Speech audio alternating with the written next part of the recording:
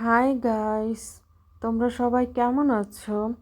আজকে আজকে আমি রান্না করেছিলাম ভাত, ডাল আর বেগুন ভর্তা আর আলু ভর্তা। আজকে আজকে দুপুরে আমি তেমন কিছুই রান্না করিনি, যেহেতু আব্বা খুব বেশিরভাগ সময় আলু ভর্তার ডাল খেতে পছন্দ করে। তো আমি আজকে তাই রান্না করেছিলাম। রান্না করে আমি একটু বাহিরে বের হয়েছিলাম, টুকটাক বাজার লাগবে। তো আমি অনেক হাঁটাহাঁটি করতেছিলাম যে কিছু মাছ কিনবো, কিন্তু আমি আমার পছন্দ মতো তেমন কোনো মাছই পাইনি।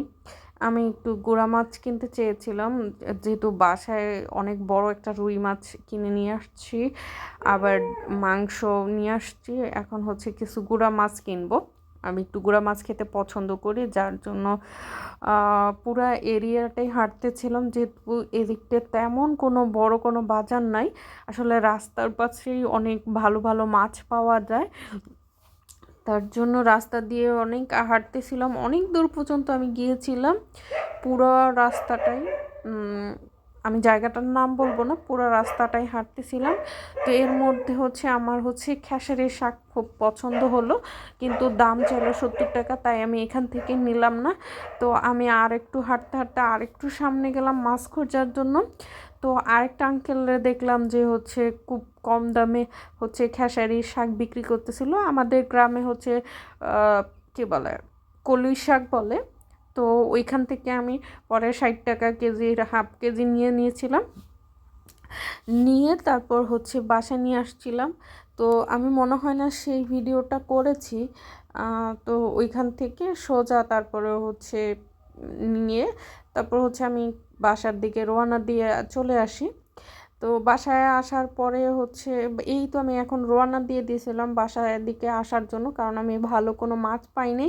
তবে একটা ভেদা মাছ বলে আমাদের এলাকায়, সেই মাছটা পেয়েছিলাম, কিন্তু সেটা ছিল পচা টাইপের, যার জন্য আমি কিনি নাই।